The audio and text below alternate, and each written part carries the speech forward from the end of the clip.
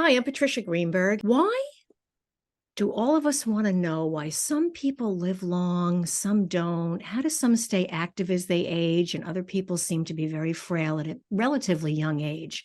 And what habits and lifestyles keeps us strong after 75? My guest today is Sky Bergman, and she's a filmmaker, a professor of photography and video at Cal Poly State University, San Luis Obispo. And she's also the creator of the documentary Lives Well Lived, celebrating the secrets, wit, and wisdom of age. Welcome, Sky. Oh, thank you very much for having me back again. I'm delighted to be here. So last time you were here, we discussed the documentary Lives Well Lived, which we will again, of course, today. But I want to turn the camera around onto you today, and I would very much like to hear how you got to a place in your life where you wanted to do a documentary on older adults, and how is that now playing out for you as you age? That's a Yeah, loaded that's question. that's a loaded question, Yeah. but it's a good one. So, Yeah. I really started working on the documentary because I was looking at approaching 50 and not seeing positive role models out there of aging at all. Everything was about anti-aging creams and all the things you could do to avoid aging. And anything that I saw about aging was very negative stereotypes. I mean, people in walkers, people not doing well, people that were frail. And I had my grandmother who was approaching 100 at the same time and just amazing, still working out at the gym and an amazing cook and active and engaged. And I thought, there have got to be other people out there like my grandmother. And I want to find those people and put it out there in the world so that we have positive role models of aging to look forward to rather than dread aging, to look forward to Right, aging. right, exactly. Now, it's funny you're saying about that image. It's changing, but only a smidge. Like as you know, I work with this all day long. You work with it all day long.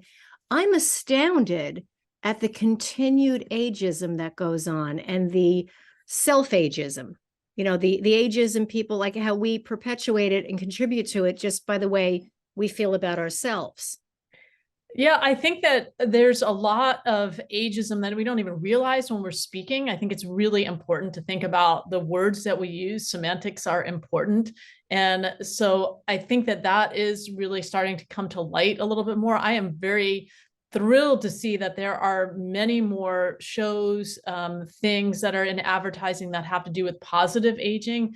I've worked on this project. I'm 58, so full disclosure, it's been about 10 years since I Mhm. started working on the project. And in those 10 years, I have really seen a much more of a shift. We have a long way to go, but there's certainly been a shift into this positive role model that for aging that we're seeing, and I think that that's very heartwarming. But we can do better. We can still do better, and I think that part of it starts at home and thinking about our own lives and how we talk about aging and ageism and things like you look good for your age. We don't think of that as being an ageist thing to say, but in many ways it is, because we should just own whatever age we are. And Right. it's not about looking good for your age. What does that mean? That if you're young, it's better than if you're old? I mean, in some ways, that's kind of a backhanded compliment in that way. So little things like that are really important to start becoming cognizant of, and ways that we can maybe change our way of thinking and in turn change the way other people are thinking about aging as well. Sky, you have personified in this movie and with your work that it's my new moniker. It's okay to be old. It's Yeah. really okay. And not only is it okay, it's wonderful. And to see people, never mind over 75 and then over 80 and then over 90 and then approaching 100 that you say that are at the gym. And this is, yeah, there's still somewhat outliers that are doing that, but this could become a reality. Having said that, I think we need to embrace the reality that we all are going to eventually die. And that's something that I think the fear of that is what causes the ageism. It's something that, you look at something else, you go, I don't want to turn into that. I don't want to become that. I don't want to be frail. And the number of people, and I want to talk to you about that. I'm asking you this little, we had on the pre-interview, we really didn't discuss this, but it's how often do you hear, I'm just curious in your travels about people who say, I don't want to live over 70. I don't want to be an old person. Hopefully I'll die before I get there.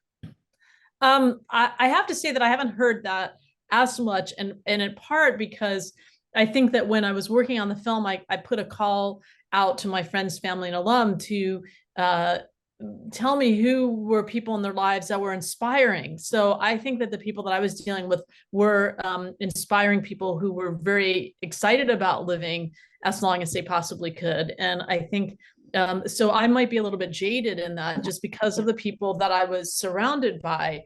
Um, but I will say I do a lot of intergenerational work, and I think that one of the things that we pair students up with older adults, and one of the things that the students say that they learned is that they really, instead of fearing aging, they're embracing it and looking forward to it. And I think that that just comes from maybe knowing somebody in your sphere who is doing well. And let's face it, as you mentioned, we are all going to die at some point. We're also physically, our bodies are not going to be the same as they were when we were younger. I mean, I loved my friend from the film Lucky Louie, who, when I would hang out with him when he was 97, and I'd go over and I'd ask him, "Hey, Lou, how are you doing?" And he'd say, "Well, it's not like when I was 95." And I mean, the reality is he was a doctor, so he knew, every day something is going to happen. But I think it's the most important thing is about your attitude about how you deal with those things as our bodies change, and how do we change our perspective of what is brings us joy and brings us happiness and wants us to wake up in the next day. And so I think that the people that age the most successfully are people that are adaptable and flexible and are willing to look at it as an adventure and as things evolving. And I think that that's really what I learned from working on the film is like, wow, these people are so resilient in so many different ways. They live through really terrible times in their lives, only to be, again, it's their attitude. And I think that same resilience really followed them through to when they were aging, in terms of being resilient about their physical limitations, about knowing that they're, as Paul Wolf said in the film, he knows he has less time in front of him than behind him. And how do you deal with that? And I think that that sense of resilience and attitude is really what's important, and keeps us going. Your film focuses specifically on the ages 75 to 100. And we now know this is categorized as the super ager. That's the new term. And people who make it past 90 with relatively little or no cognitive decline still seem to be, again, that outlier, that's not common. Even if people are living to be 100 or over, there seems to be a lot of cognitive decline. But there's this subcategory of people who are sharp as a tack, And in fact, this is the subject of the cover feature in AARP magazine this month. I don't know if you saw that, but the cover story was about the super ages. And, I was impressed to see people in your film from all walks of life about, and what the prevailing themes exist in among them, which I really want to discuss. But how did you choose who to profile? Yeah, that's a good question. Part of it was, as I mentioned, I put a call out for nominations. And so I had people kind of write up their stories about why they thought whoever they nominated should be part of this project. And so I looked at that. And then I also realized when I decided I was going to make a film of this project, because I had started as just a project, but when I decided it was going to be a film, I really wanted to tell a diverse group of stories. And so I was looking for a diversity among the stories that I was telling. So, it's their words of wisdom, but it's also about their historical past and what happened in their lives. So, for example, I have a woman who was incarcerated during World War II because she was Japanese American, and that was important to tell that story. Another woman that went through civil rights, another person who escaped Nazi Germany. And so, part of it was having a diverse group of people. And also, I think that not everyone in the film that I profiled and interviewed were physically 100%. And I think that was also really important. There were some people, I mean, like, the Emily Cleaves, who was a yoga instructor and was like Miss Bendable and crazy. But then you had people who were in a wheelchair, who were, it was much more about their sense of purpose, of being, of wanting to learn something new every day, contribute in some way, rather than necessarily their physical strength. I think, that sometimes people say, oh, well, if everybody's in great shape, well, but not everybody is. And again, as we talked about, the physical limitations are real for many people, but it's how you deal with those limitations that I think makes a difference. So that was really important to me, to show that diversity of people in that age group. So I've asked you this before, and I just, again, is what struck you the most as you got to know, when you got down to the finalists and you did the filming and you sat with everybody, was there one thing that you thought this transcends all ethnic backgrounds, all physical limitations, was just that one gem of, the prevailing theme? It sounds like resilience, but was there more of I guess what I'm looking for, was it an acceptance of where they are? A being okay with being old? Yeah, I think that, well, there are a couple of things. I can't distill it down to just one thing. Yeah. So I'll tell you Okay. my two top things, I think, maybe three top things, Okay. really. First was having a sense of purpose. I think having a sense of purpose, no matter what age you are, and that sense of purpose can change over time, but I think that's so vitally important. And that was definitely something that was very clear in all the people that I interviewed, was that they all had this sense of purpose.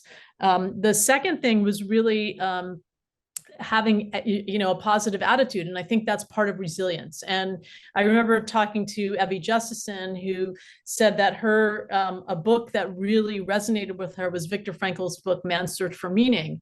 And what she got from that book was that there are so many times in our lives where we can't change what's happening around us, but what we can change is our attitude about how we deal with things. And I think that aging is part of that. And so I think that that sense of attitude and resilience kind of go hand in hand. And then I think the third thing, really, and there's been studies that have shown that loneliness, if you're lonely, that really contributes to aging. And I think that all the people that I interviewed had a good support system, whether it was family or friends. It was that they knew they could call somebody and that person would be there for them, and they had that good support system. So I think that those three things really rose to the top of how the people that I interviewed, because remember, I wasn't interviewing everybody 75 and older. I was really looking for those people that could be my role models of positive aging. So I think if we're looking for why are these people positive, those three things were really the three things that came to the forefront. And what insight, having gained those insights, tell me what you're doing to incorporate that into your own life. Well, I think that certainly during the pandemic, I was listening to the voices of all those people in my film many times over, thinking, okay, this is something globally that's happening to everyone. I can't change that. But what can I change and maybe reframe my attitude about how I'm dealing with this pandemic? And I use it as a time to meet a lot of people on Zoom and to make a lot of new friends that I wouldn't have made. And so I think, that sense of resilience, certainly I've brought that into my own life in terms of and having an attitude adjustment, which I think is really important, and I think the other thing for me personally that I learned was really living more fully in the moment. I think before I was so busy running around from here and there, and I think that the people in the film really have learned to just appreciate each moment, and that was a really good lesson for me to learn. So I'm forever grateful to having had the time to interview those 40 people, because I certainly use their life lessons every day. That's fantastic.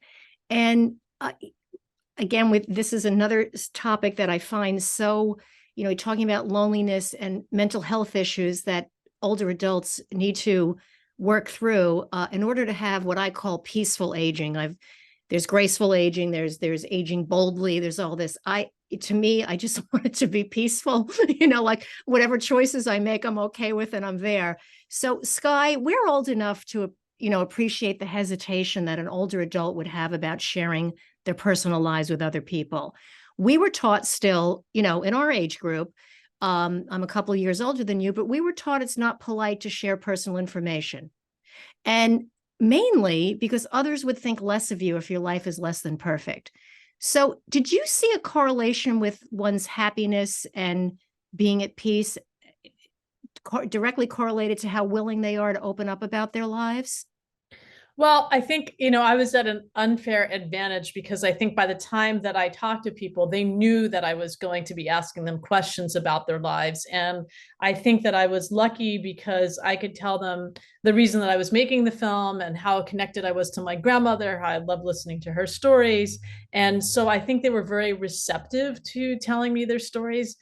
Stories that in some cases they really hadn't told very many people before. So I think I created a safe space for them to feel like they were valued and validated. And I think in telling their stories, they really felt like it gave their lives meaning. And I think that's really important, that many times, like you said, sometimes people will have a hard time feeling like they're bragging or they're whatever if they're telling their stories. But all of us want to feel like we're relevant. And in listening to somebody's story, it really helps them feel that sense of relevancy and that sense of belonging and that sense of being heard. And I think especially as we age, one of the things that happens is that many people don't feel like they're being heard. And so whatever we can do to change that and really take the time to listen, I think is super important. I always say that, as working with you as a guest on the show, it's a partnership that, whatever we're doing together. And one of my pet peeves, if you will, is that I cannot stand that word irrelevant. Nobody on this planet is irrelevant. It's a terrible thing to say about anybody. And because of, you're in the media, more than anything, you work in this. The frenzy over somebody turning 40, so they're no longer a rock star, or they're no longer a hot actress, or whatever it is. This terminology, I think that's got to go in the garbage with the other ageism things. Everybody's relevant up until their last day here. That's, and that is so sad that so many people feel irrelevant when the job is over. Another word I want to share with you is retire. That just means you're putting something about your life away. Retire is not the end of anything. It's the end of one aspect of your life that it's just, if you look it up in the dictionary, it just kind of means to end something, put it away. And that's all you're doing. You are not retired as a human being. And so I work really hard in this and trying to convey that. And I think that you beautifully captured this in your film, that there's still so much more to life than whatever your job was, or your kids have grown, or unfortunately losses. We have to figure out how to go on after loss. Grief is just as profound as any other thing that goes on in our lives, and which circles back to not being lonely and having purpose. And they all work together to make your lives very worthwhile till any age. We were talking about anti-aging earlier, and like I said, we haven't moved the needle very much, in my opinion. But the reason I say this, because as much as there's the pro-aging happening everywhere, and it is exploding, and you and I and so many other people we have in common are working on this, workplace discrimination is still happening. And there's still a strong bias in the media towards youth, and keeping people employed in elder care is increasingly more difficult. So you work with college students and you do intergenerational work. What can we do to get younger people, especially those under 30, to start paying attention to the ageism and how harmful it is to our society? Because some of the reverse aging is the older people are saying not so nice things about the young kids either, right? Absolutely. And I think that more projects that connect generations, I think, are really helpful. That's what I'm doing. In fact, we have our big wrap party today for our students and older adults that are working together this quarter. And it's amazing to see the transformation in both the older adults and the students. And they realize that they have far more in common than their differences. And really the only difference is their age. And it's really so wonderful to see those friendships that develop, that really that project sets them up for life, to keep doing that through the rest of their lives. And I think it's like any other ism.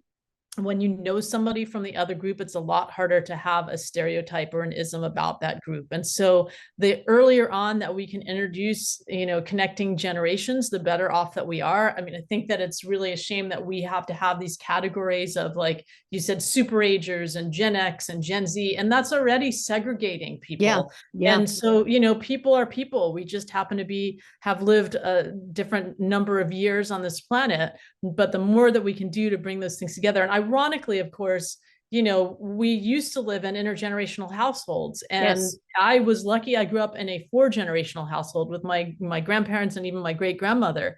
But that is so not the case really anymore. And I think that we are hurting as a society as a result of that. You're seeing these, ageism, kind of the proliferation, especially in the workplace, because people have not had a role model of an older person in their life that was somebody that they looked up to. And so we're, like I said, we're working with the universities to kind of bring that into some classrooms. PBS Learning Media has also got something on their website with the film to do an intergenerational project. And I'm working on a book right now where I've interviewed 40 people, because I love the number 40, Yeah. I guess, Yeah. who are doing really interesting work connecting generations, whether it's through an intergenerational symphony or co-generational housing. I mean, there's so many really lovely models of how we can bring generations together. So I think that's really the key for us moving forward, is bringing generations together. That's what's going to combat ageism, one story and one connection at a time. Amazing. And we're just going to keep talking about this because I can't say enough. I grew up in a multi-generational household, and I provided that for my daughter. And I thought it was very, very important for her to know her grandparents. I mean, there's kids now that see their grandparents once a year or on a phone call. It's a whole different world. And so it's not even, I don't even know that so much it might be disrespect. It might just be they just don't know who they are. So it's a stranger, unfortunately, right? It's really terrible. Lastly, Sky, I wanted to touch a little bit on the lingo surrounding older adults, the new bad words. And I'm really not trying to poke fun. I'm very serious about this because I'm working on it a lot. The gray movement, senior, silver tsunami, retiree, elderly, to name a few. And there are a few watch groups out there that want to ban some of these names and phrases from the conversation. I personally am not offended. But what the word on the street is, especially in the pro-aging movement, is how to approach this changing landscape. I want to get your thoughts on the lingo about surrounding older people, geezer, old man, whatever it may be, older adult, senior, what's the elder? You can't say old, you can say elder adult now. And like I said, I'm really not trying to poke fun. I'm trying to figure out, are the seniors getting offended by the word senior and by the word elderly? Again, I think it's a semantic issue. We talked about that a little bit earlier. I think I stopped using the word senior in anything that I put out and say older adult. Okay. I don't use the word elderly. I think but it's kind of ingrained a little bit in our society, because if you think about senior centers, I mean, they're all over. And so it's like anything else. I think it will take some time to work out the language that seems appropriate at the moment. I think the biggest thing is that you don't want to say things that feel derogatory to an older person, and to make them feel like they are lesser than because of the wording that you're using. So I think it really is dependent on the person, and just checking out. It's like anything else. I mean, there are derogatory terms for different ethnicities, and you wouldn't want to use those either. So I think part of it is just coming to terms with what is derogatory, that is really insensitive to an older person, and what's going to make them feel lesser than. That's what we want to try to avoid. We want everybody to be on a more even keeled, and that's why I like saying an older person, because they're just a person that happens to be older. And there's that it doesn't it's like, I say young people. I mean, I think that doesn't put them in a specific group. It's I think a little easier to digest, and it's not derogatory in any way. So, but there will be like the old school clearinghouse with Ashton Applewhite. Yes. Yep. That's a good place to go if you're kind of wondering, what are the words? Am I using any words that I might not realize are offensive. You know, we've used words have changed over history and time. There are so many words that have at one point been okay to use and then at another point not okay to use for varying different reasons. So I think that if you're curious, that is a good place to go to kind of learn the lingo.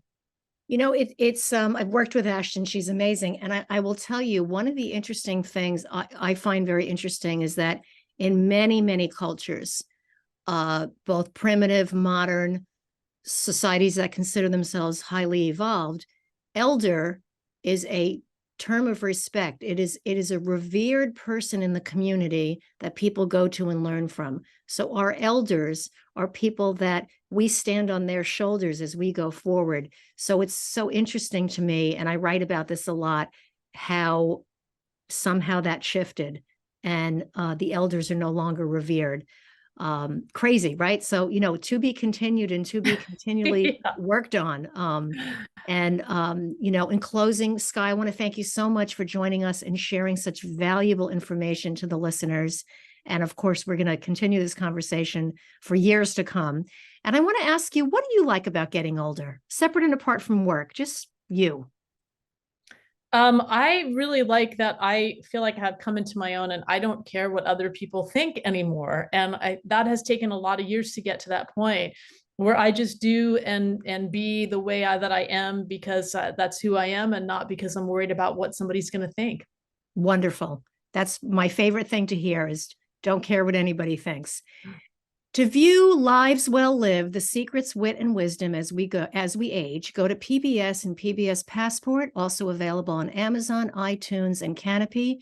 And for more information about Sky, if you'd like to reach out to her as well, you can go to www.lives, L-I-V-E-S dash well, W-E-L-L dash lived, lived.com. And we'll post that, of course, on the page when we put this up. And in closing, I want to thank all of you for listening to my show. Please subscribe to my channel, Patricia Greenberg, for more engaging discussions on all things aging well. And for feedback and topic requests, you can contact me at www.patriciagreenberg.com. Thank you again, Sky. I look forward to our next conversation. Indeed, me too. Thanks so much. Thank you.